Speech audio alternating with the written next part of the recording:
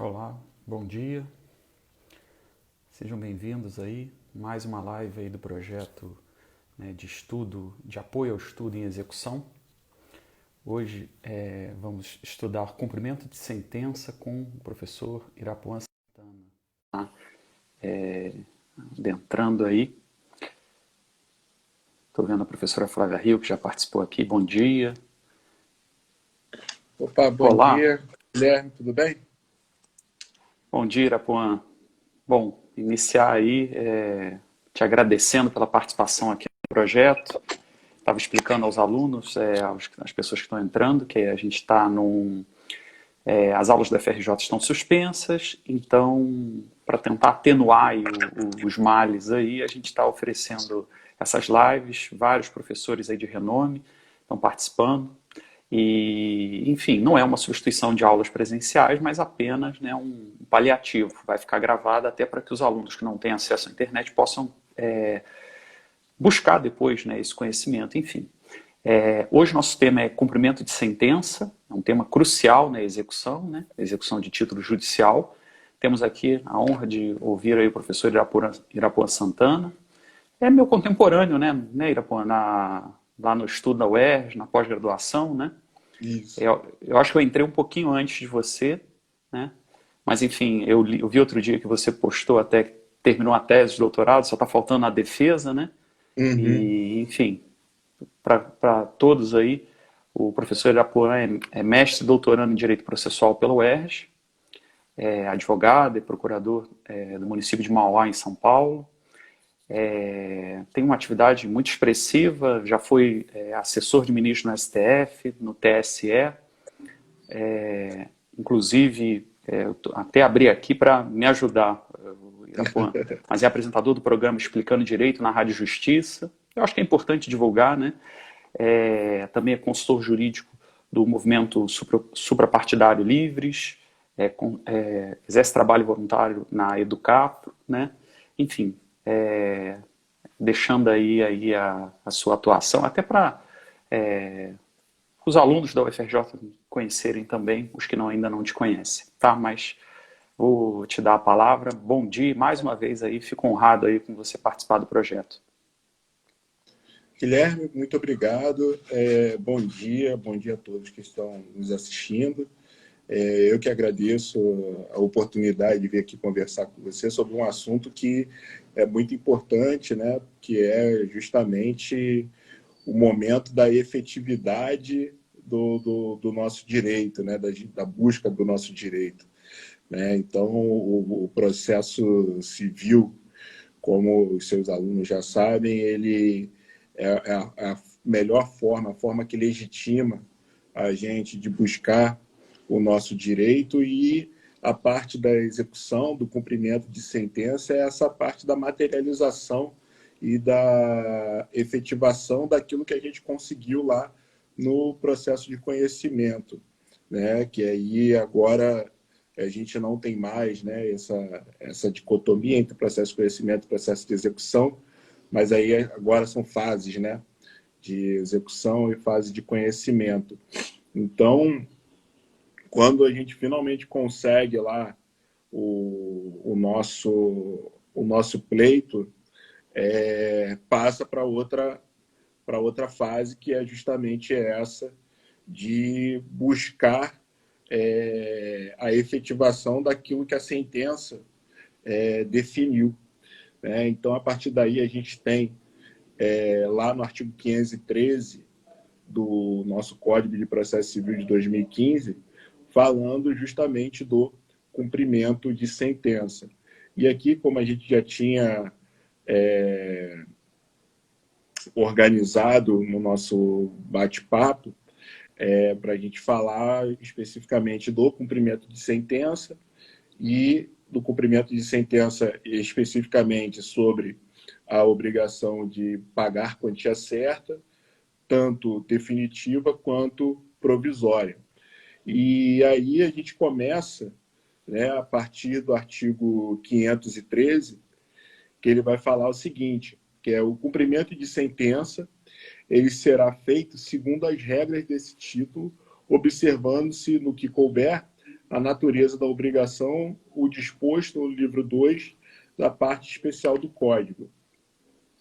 E aí, no parágrafo 1º, ele trata que o cumprimento de sentença que reconhece o dever de pagar quantia certa, provisório ou definitivo, far-se-á a requerimento do exequente.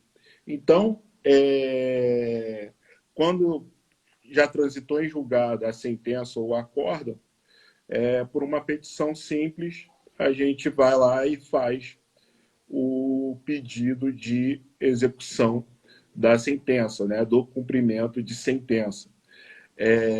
E a partir daí, eu acho que vale a pena a gente falar que, por exemplo, aqui em São Paulo, quando a gente vai fazer quando é, por exemplo, no processo físico e vai para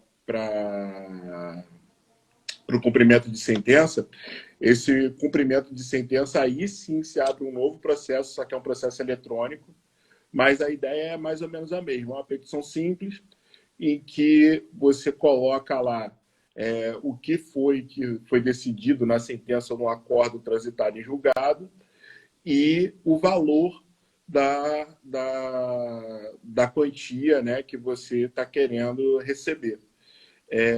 E com isso você coloca, né, o acórdão, a sentença transitada em julgado, a certidão de trânsito em julgado e também uma tabelinha lá da atualização monetária daquilo que você está querendo.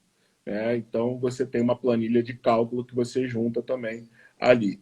Se for no processo normal, você junta lá a petição e o próprio cartório ele faz essa abertura de um novo processinho. Então, a gente tem esses dois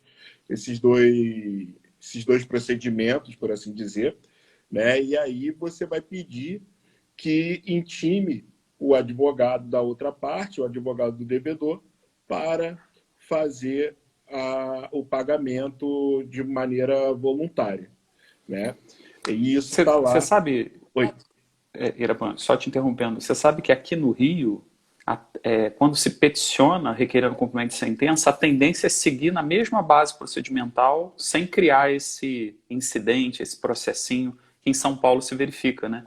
São Paulo acaba se Sim, fazendo, embora seja uma lógica de continuidade, faz-se uma separação, não é?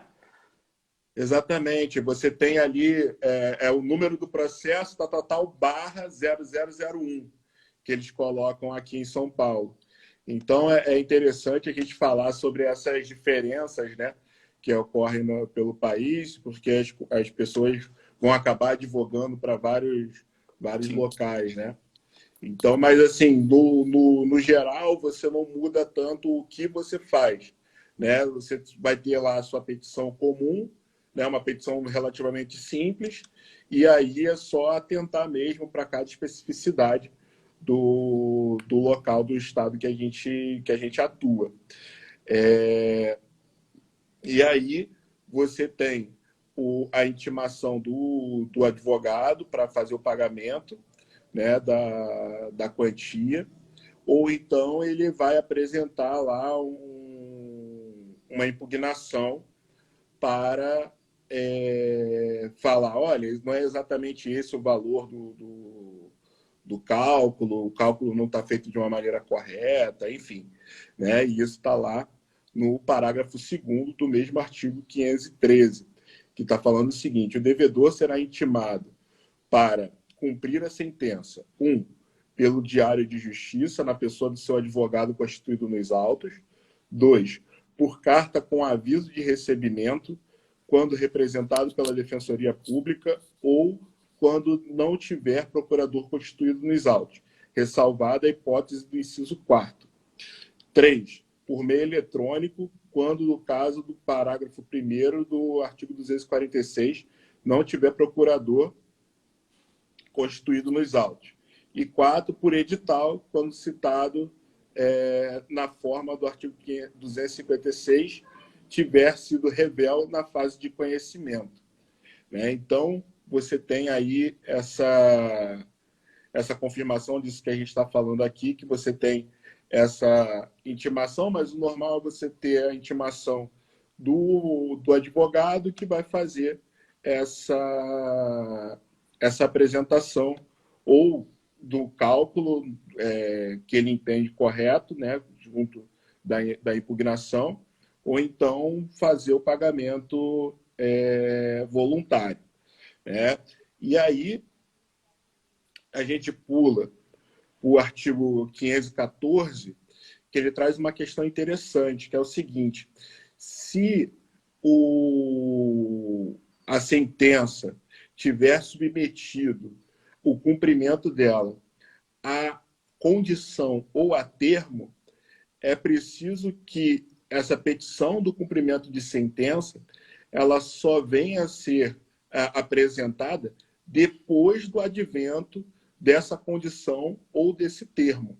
Né? Então, isso é importante e está lá no artigo 514, que está falando o seguinte, ó: quando o juiz decidir relação jurídica sujeita à condição ou termo, o cumprimento de sentença dependerá de demonstração de que se realizou a condição ou de que ocorreu o termo.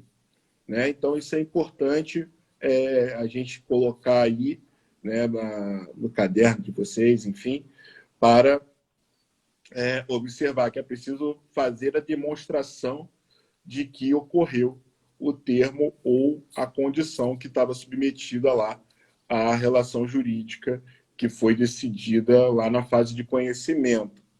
No artigo 515, ele traz, o legislador ele vai trazer para vocês quais são os títulos executivos judiciais.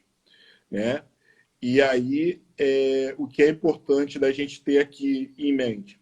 A gente não vai precisar ler tudo, mas o que é importante é que esse artigo ele é taxativo. Esse rol ele é taxativo. Então, os títulos executivos judiciais eles estão previstos somente aqui nesse dispositivo. E aí, andando um pouquinho para frente, ele vai falar lá no artigo 516 da competência para o cumprimento de sentença. Né? E ali ele vai falar o seguinte, o artigo 516. O cumprimento de sentença efetuar-se-á perante os tribunais nas causas de sua competência originária ou o juízo que decidiu a causa no primeiro grau de jurisdição ou o juízo civil competente quando se tratar de sentença penal condenatória, de sentença arbitral, de sentença estrangeira ou de acórdão proferido pelo Tribunal Marítimo. E aí é interessante a gente falar disso, porque, por exemplo, você teve a sentença, houve a apelação, foi até o STJ, depois foi para o Supremo, aí transitou em julgado o acórdão no agravo em recurso extraordinário lá no Supremo. Onde é que você vai entrar com a execução, né? Com o cumprimento de sentença? Lá no juízo de primeiro grau. Né? Foi o juízo lá que proferiu a sentença. Então, às vezes, o processo anda, passa anos e anos. Beleza. Onde foi a sentença? Foi lá na primeira vara civil da comarca da capital. Beleza. Então, é lá que vai ser apresentada aquela petiçãozinha que a gente falou no começo do nosso bate-papo aqui sobre o cumprimento de sentença. Tá? E a partir daí, no artigo 517, o Código de Processo Civil ele determina, né, ele abre a possibilidade, na verdade, da decisão judicial transitada em julgado ser levada a protesto. Né? Isso é importante porque isso força o devedor a pagar. Né? É um meio interessante de se forçar o pagamento da dívida, né? A partir daquilo que a gente já está falando aqui.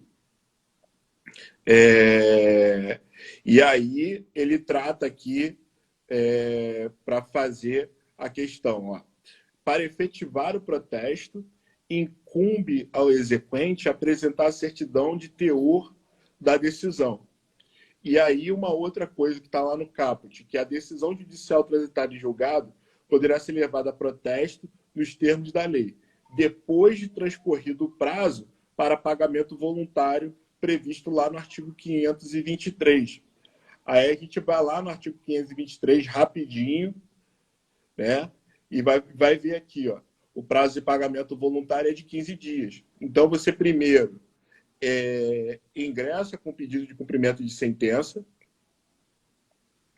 Passados 15 dias sem o pagamento voluntário, aí você vai e protesta, tá? E aí é mais um meio para você tentar pressionar o devedor a fazer o pagamento da questão da dívida. Em Tá? Então, tese, isso aí... Hã? Irapuã, em tese, então, realmente é um detalhe importante, né? Não pode tentar protestar o título depois do trânsito em julgado, né? Tem que ser depois de intimado o devedor e transcorrido o prazo para pagamento voluntário.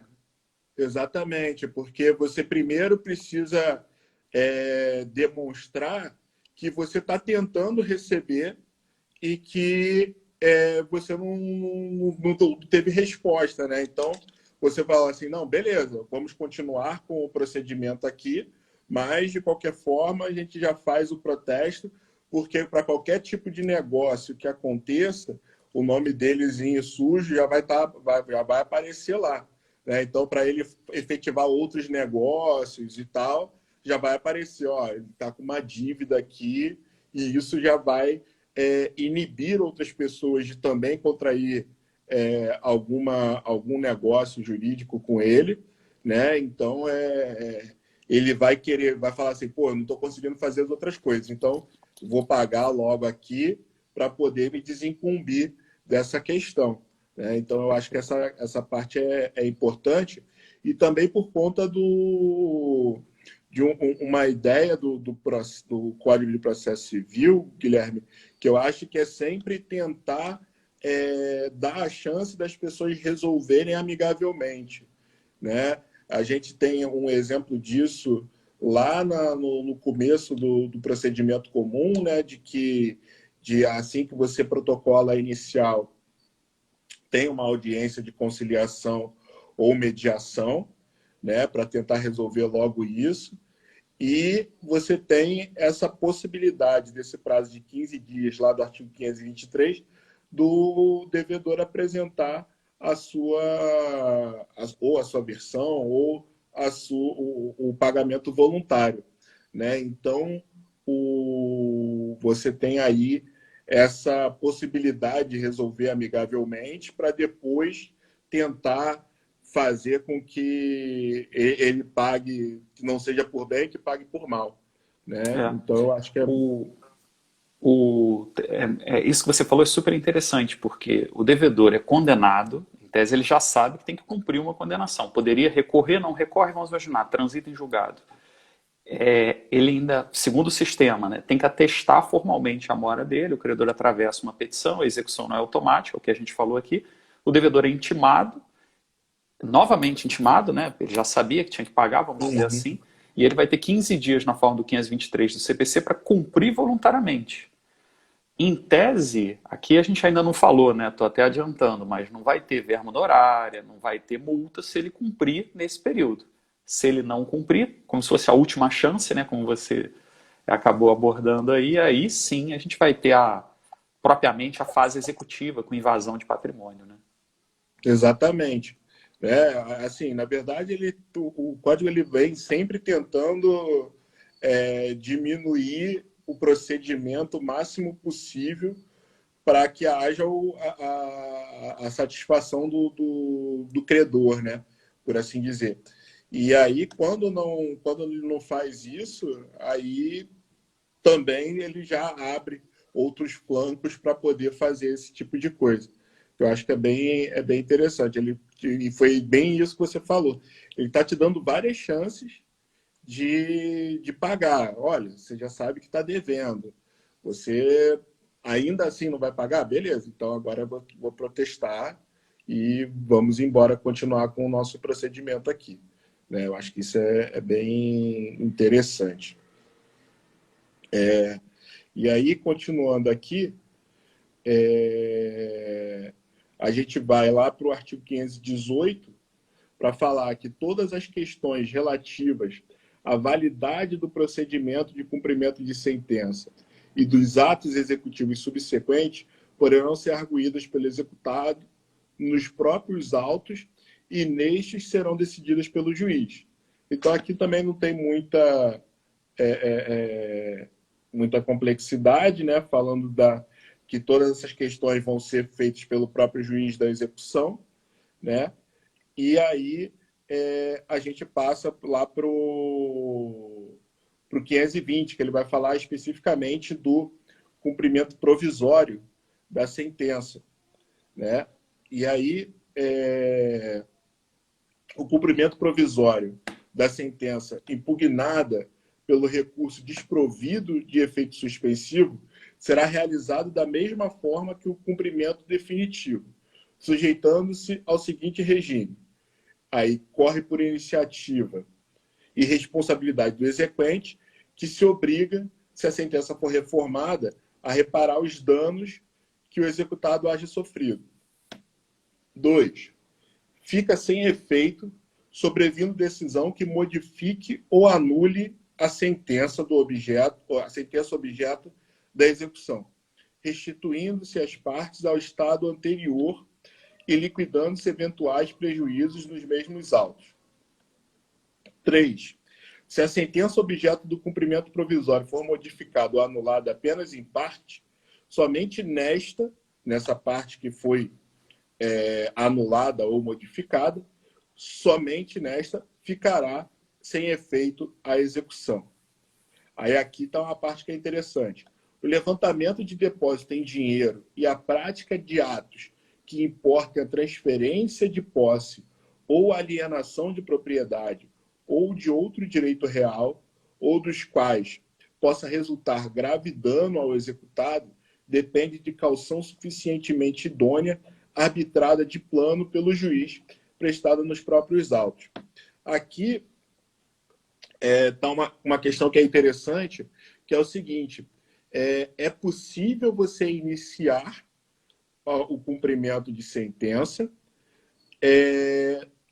até o momento de fazer uma prática constritiva ou de transferência. E aí você pode, o exequente ele pode fazer isso tudo sem problema nenhum.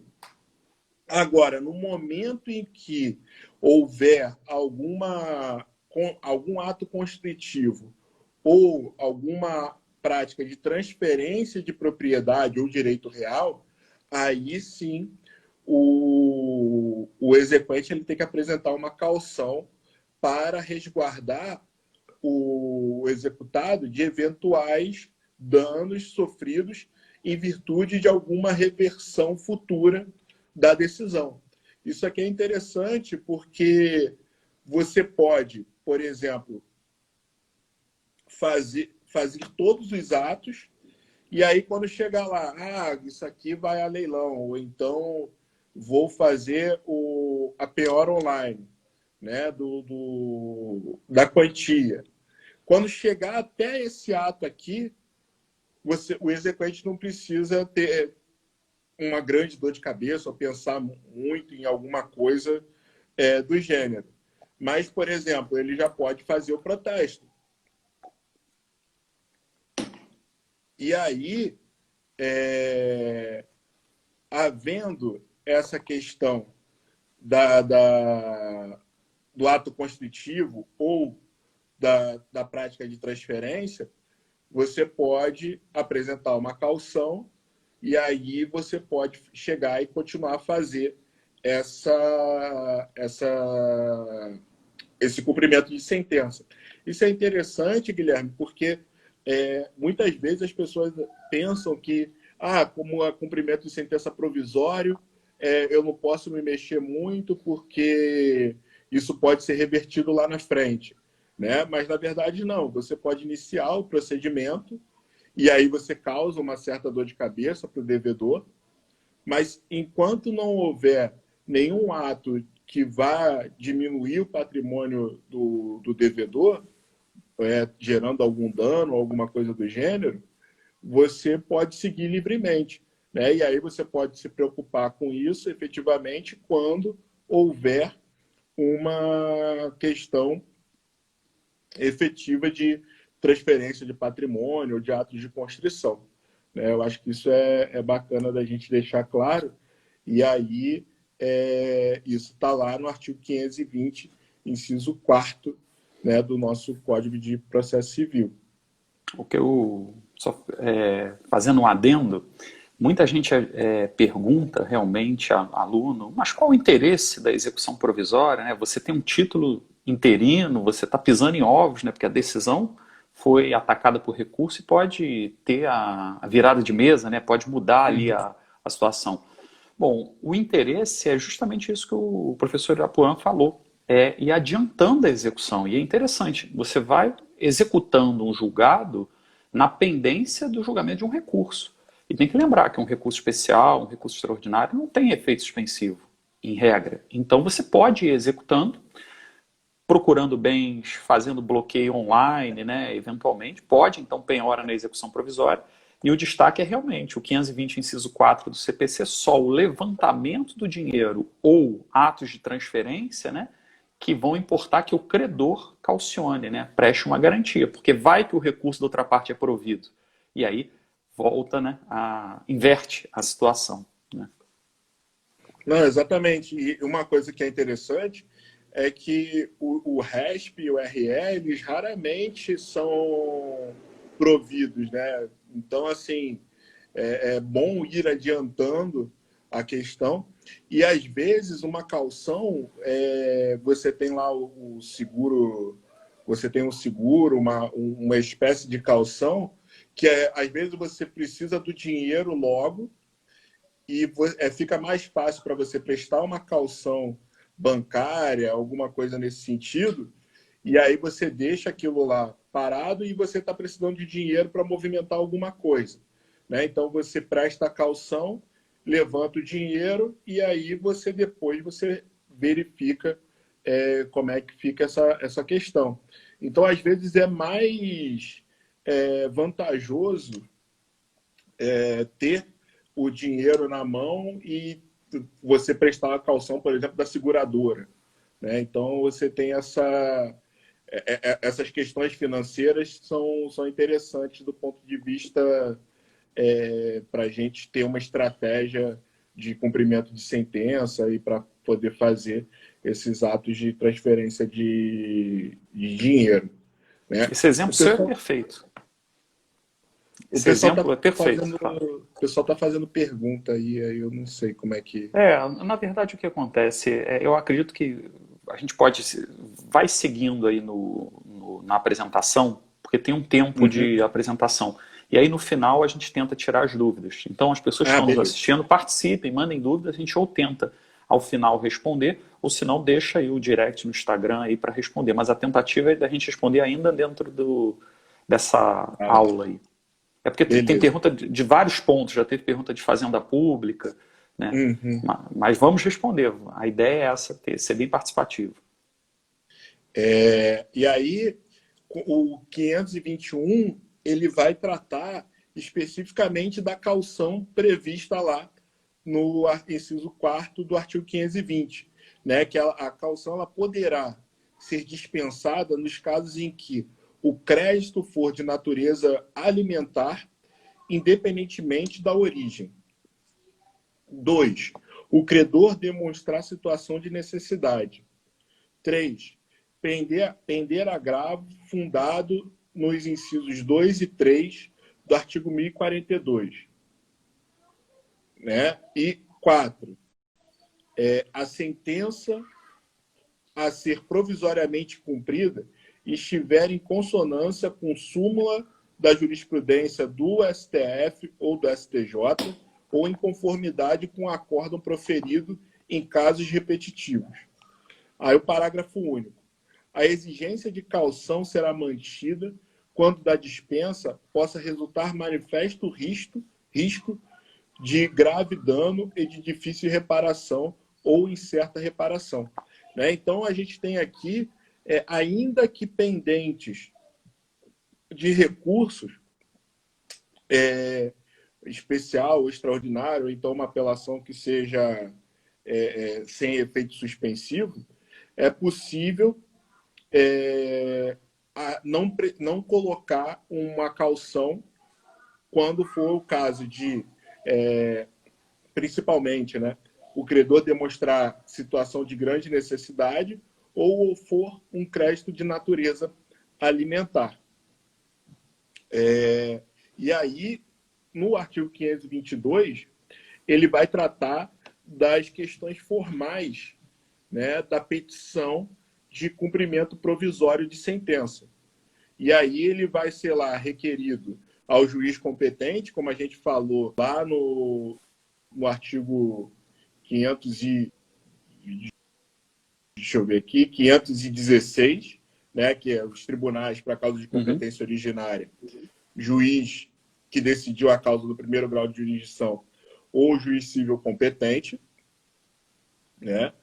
E, além disso, você vai precisar juntar, a decisão exequenda, 2, a certidão de interposição de recurso não dotado de efeito suspensivo, 3, as procurações outorgadas pelas partes, 4, a decisão de habilitação, se for o caso, 5, facultativamente, outras peças consideradas necessárias para demonstrar a existência do crédito.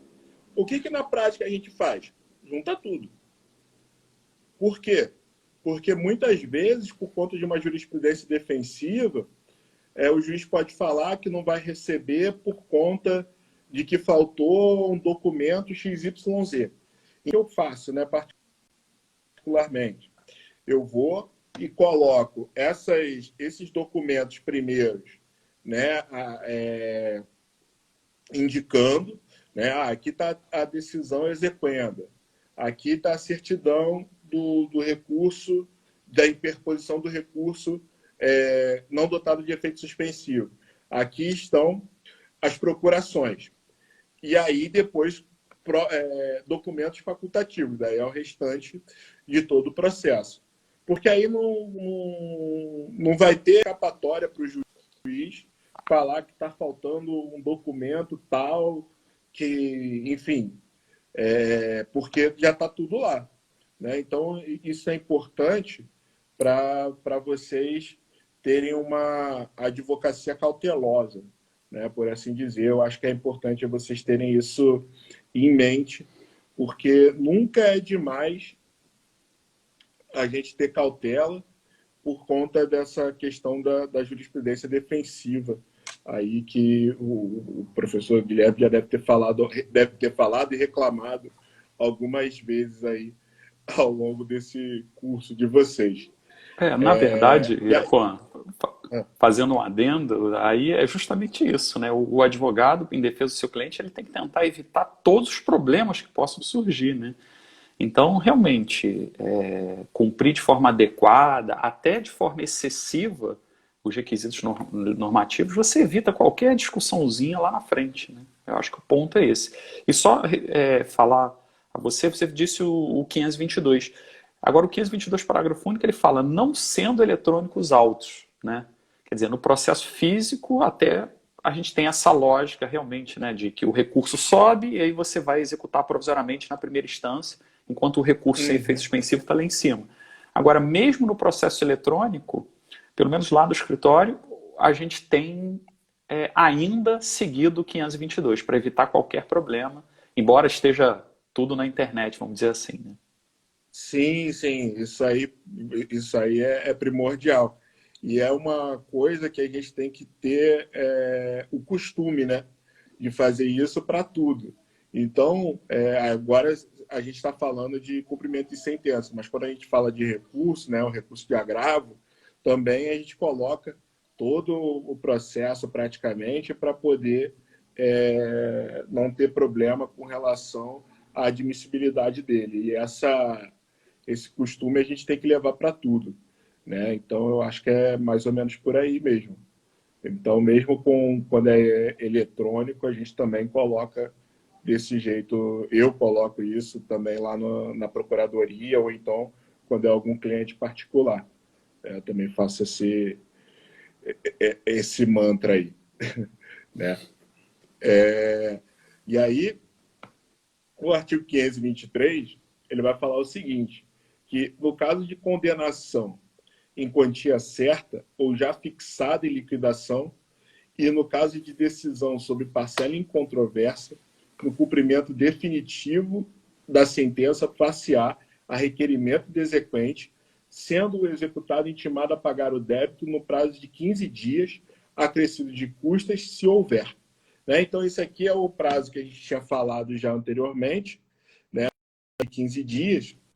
E aí, além disso, a gente pode falar lá do parágrafo 1º, que ele trata de que, não ocorrendo o pagamento voluntário no prazo do caput, o débito será acrescido de multa de 10% e também de honorários de advogado de 10%, que foi o que o Guilherme falou agora há pouco. Né? Então, você tem a possibilidade de fazer o pagamento, mas não ocorrendo esse pagamento, nesse prazo de 15 dias, então você coloca já no artigo 520, o parágrafo 1º do artigo 523. E aí, uma coisa que é interessante é que, geralmente, quando a gente coloca lá a petiçãozinha de cumprimento de sentença, é importante a gente já colocar pedindo o pagamento, intimação para o pagamento voluntário, no prazo de 15 dias, segundo o artigo 523 caput, e aí, não havendo pagamento, você já pede, na mesma petição, a incidência da multa de 10% e também dos honorários de advogado de 10% também, em cima do valor da condenação. Tá? É importante a gente ter essa noção de já colocar isso desde logo, que aí também já não precisa ficar colocando etapa de ir para um lado e para o outro toda hora. Você já faz esse pedido logo no começo. E aí, isso aí é importante a gente ter em mente, porque geralmente você coloca, senão como é que fica? Você vai, pede, intima para o pagamento voluntário. Aí, no prazo de 15 dias não pagou, aí você vai lá e tem que entrar com uma outra petição para colocar o parágrafo 1º. Então, para evitar isso tudo, porque normalmente não se paga voluntariamente, você já pede logo, no caso, subsidiariamente, não havendo pagamento voluntário no prazo de 15 dias, já se pede a incidência dos 10% de multa e dos 10% dos honorários advocatícios. Tá? Então, eu acho que é mais ou menos por aí que a gente tem que, como eu falo normalmente, que a gente fique esperto, ficar malandro nessa parte. Tá? É a vida advocatícia mesmo, né? É exatamente isso, né? É como se fosse um jogo de xadrez, né? A estratégia, o passo a passo, enfim. Eu só ia fazer uma observação, porque às vezes o aluno de graduação pode confundir. A gente está estudando a execução de título judicial. Então, teve toda a fase de conhecimento, na sentença o juiz fixou honorários para a fase de conhecimento. E aí, o devedor não cumpriu, o credor teve que entrar com a petição, que a gente falou aqui, intima o devedor para cumprimento. Se ele não cumprir no prazo do 523, aí sim incide nova verba honorária, que é a verba honorária para a fase de execução. Então, fica bom para o advogado, né? Ganha verba honorária, em tese, né? Na fase de conhecimento, pode ganhar na fase de execução também, né? Sim, sim. Isso para a gente que é advogado, é muito bom. Então, eu acho que é mais ou menos por aí mesmo. E aí, lá no parágrafo 2º, tem a parte que é interessante, que é: efetuado o pagamento parcial no prazo previsto no caput, a multa e os honorários previstos, eles vão incidir, previsto no parágrafo primeiro, eles vão incidir sobre o restante, né? Então, você tem ali, por exemplo, houve o pagamento de... a condenação é de R$ 1.000. O cara pagou 500, você tem a multa de 10% e dos honorários sobre os R$ 500 restantes, né? Então, para a gente ter essa questão.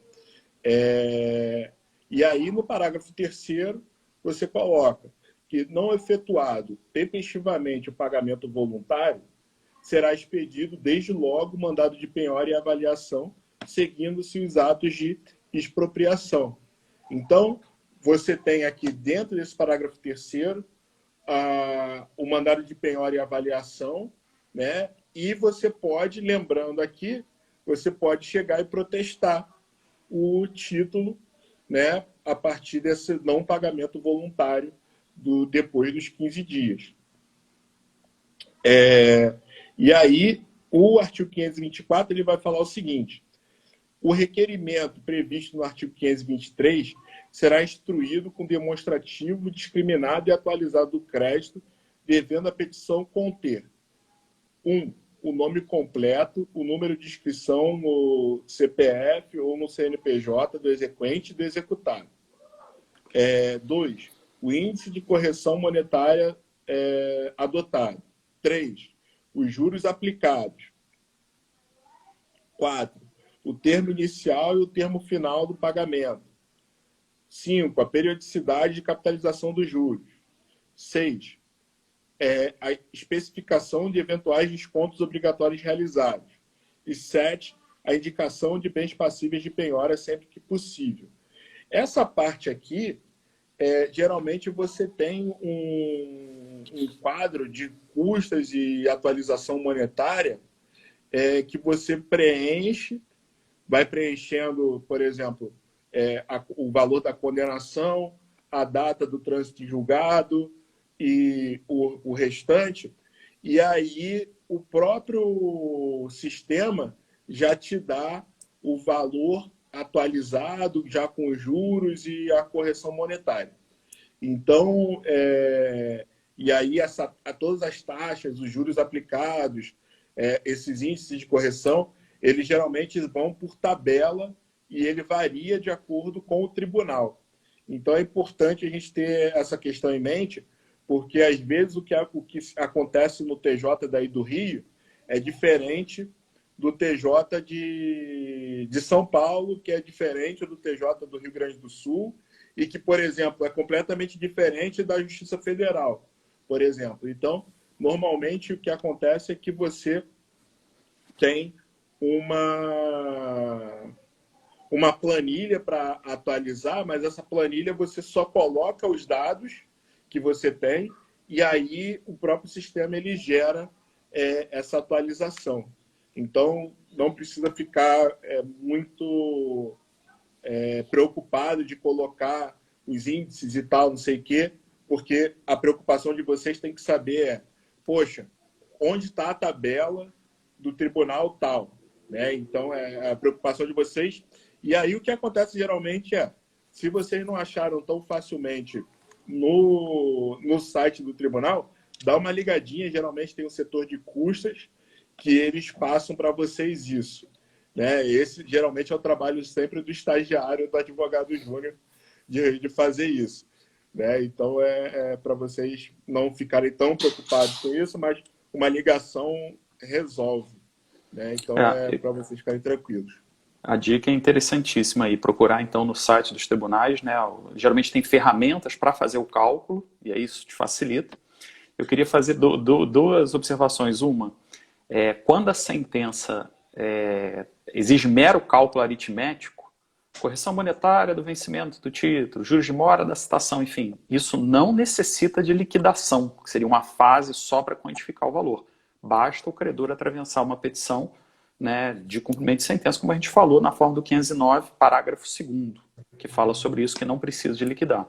E outra coisa que eu ia falar, a gente está falando muito em questões advocatícias aqui, de prática, mas eu vejo que o credor, na execução, ele deve sempre que peticionar, junta a planilha, né? Requer, claro, penhora online, junta a planilha. Requer intimação para o cumprimento, junta a planilha. Não deixa de ser uma atitude colaborativa do credor, né? O 524, eu acho que ele acaba tendo, né, esse reflexo, né? O credor tem que trazer o cálculo bem discriminado do que ele está cobrando. Sim, sim. É extremamente importante até para o juiz ficar mais fácil para ele essa questão e também para o próprio devedor ver que, olha, isso aqui não tem muito para onde correr realmente, eu tenho que pagar isso aqui, né? Então, eu acho que é mais ou menos por aí mesmo.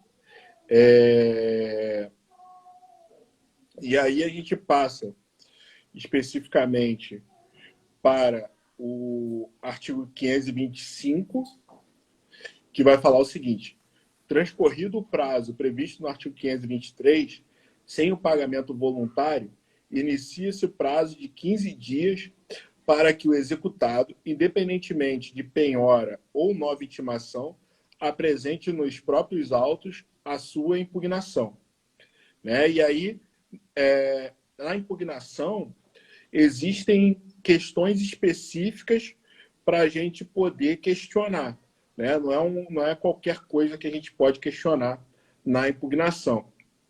E isso está previsto lá no parágrafo 1º do artigo 525, que é a falta ou nulidade de citação na fase de conhecimento ou se o processo correu à revelia, ilegitimidade da parte, inexequibilidade do título ou inexigibilidade da obrigação, penhora incorreta ou avaliação errônea, excesso de execução ou cumulação indevida de execuções, incompetência absoluta ou relativa do juízo da execução ou qualquer causa modificativa ou extintiva da obrigação, como pagamento, novação, compensação, transação ou prescrição, desde que supervenientes à sentença.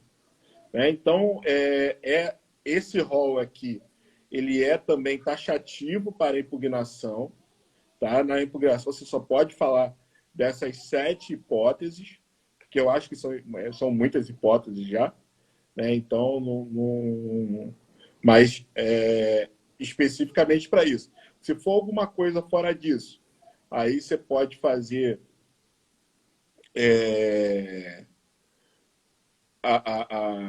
eu esqueci o nome agora do negócio.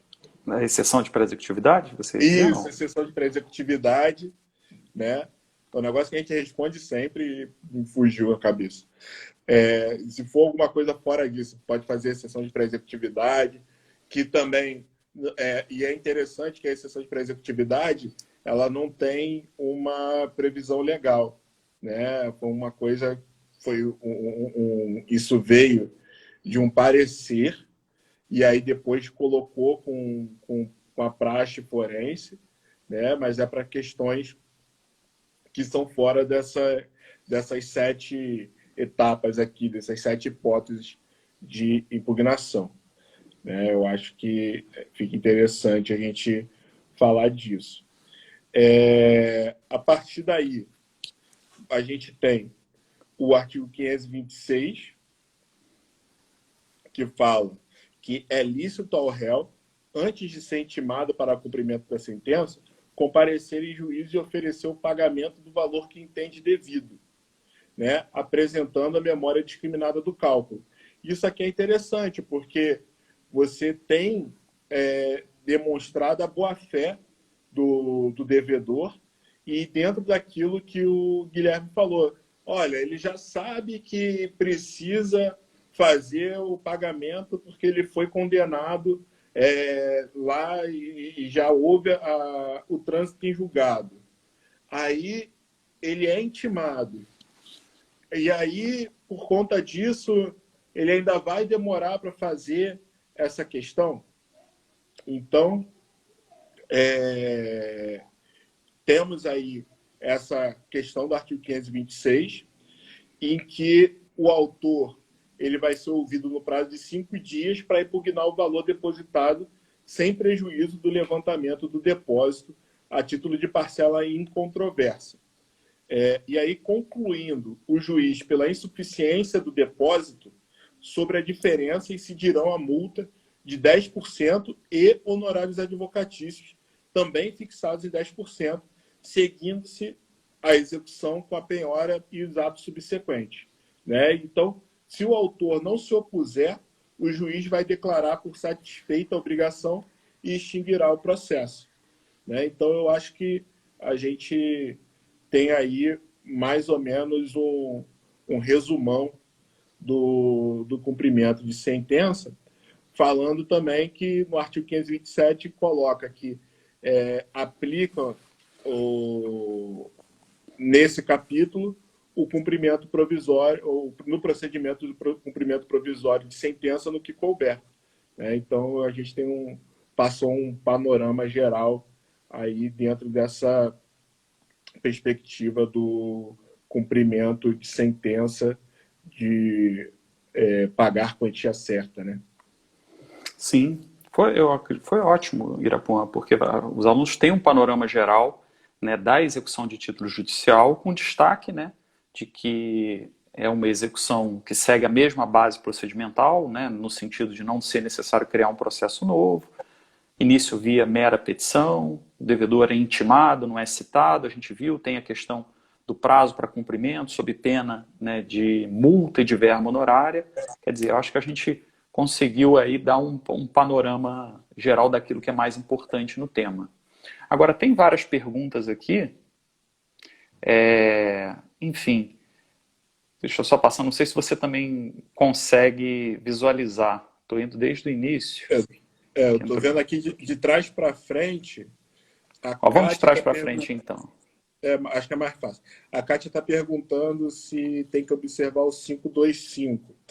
No caso da fazenda pública, Kátia, existe um artigo específico que é a partir do 534. E aí você tem a intimação da fazenda pública, e é uma intimação pessoal, e aí você tem 30 dias para impugnar. Geralmente você apresenta essa impugnação. Tá? É muito raro você ter uma possibilidade de fazer o pagamento ou alguma coisa assim. Mas o normal é você ter 30 dias para impugnar, né? E aí você tem a discussão até gerar o precatório ou o RPV. Assim, pelo menos é o que eu vejo no dia a dia lá na Procuradoria do município. A gente tem que discutir até não poder mais, assim, né? E aí eu tenho tentado verificar que quando realmente os cálculos estão certos da parte, aí o que a gente precisa fazer? A gente tem que fazer um relatóriozinho, pedir o procurador-geral para dispensar a gente de impugnar os cálculos. Tá? E aí a gente... Hã? Interessante o relato aí da prática, né? Aí a gente tem que pedir autorização para isso, e aí depois dessa autorização a gente vai e apresenta uma petição pedindo para homologar os cálculos, para aí já transitar em julgado e fazer Geralmente é para RPV, quando é para precatório, que é um valor bem maior, aí fica mais difícil de ser deferido, mas quando é para RPV, geralmente a gente consegue. Mas o regime é outro. O Irapuã, eu tô com um receio certo do tempo, porque o tempo, na semana passada eu estava com a professora Flávia Rio, e antes a gente já estava começando a se despedir, cortou. Então, acredito, eu vou pedir aos demais aqui que façam pelo mim ou para o Irapuã, que a gente vai ter prazer aí de responder. Estou tomando até essa verdade, né, Irapuã, de te passar isso aí também, mas seria uma forma da gente esgotar o tempo, porque eu não posso deixar de te agradecer, Irapuã, aqui pelas grandes lições aqui que você passou. Eu tenho dito isso em toda a live, mas é tão bom ouvir professores, porque a gente aprende, vê uma forma de pensar diferente do que a gente às vezes raciocina. Então, queria te agradecer imensamente aí a participação nesse projeto. Eu que agradeço, Guilherme. Estou aí à disposição, se você quiser a gente conversar sobre outros temas também, né? E para mim foi uma honra poder conversar com você e com seus alunos aí sobre esse tema que eu acho que é bem importante, que fala de honorários, fala de execução, que é uma das partes mais importantes do processo, né? Exatamente. Ó, a professora Silvia Drummond entrou aí, o professor Márcio também havia entrado, Márcio Faria. Bom, dá um abraço aí a todos, né? Estou vendo a mensagem aqui do Álvaro. Álvaro, por favor, me passe, porque pelo tempo aqui, em 1 hora encerra a live. Então, vou pedir que me passe um direct com a mesma pergunta para responder. Bom, gente, o projeto de lives segue. Na semana que vem vai ser com o professor Sandro Gaspar sobre execução de alimentos. Ele é professor de Direito Civil, a gente vai fazer uma tabelinha aí, acho que vai ser bem interessante. Bom, era isso então. Irapuã, mais uma vez, meu agradecimento aí, tá? Tenho muita admiração pelo seu trabalho, tá? E vou continuar acompanhando. Obrigado, Guilherme, pela oportunidade, estou sempre à disposição e você realmente é uma inspiração para todos nós também. Tá. Forte abraço então, vou encerrar por aqui, gente. Bom dia a todos, se Valeu, cuidem. tchau, tchau.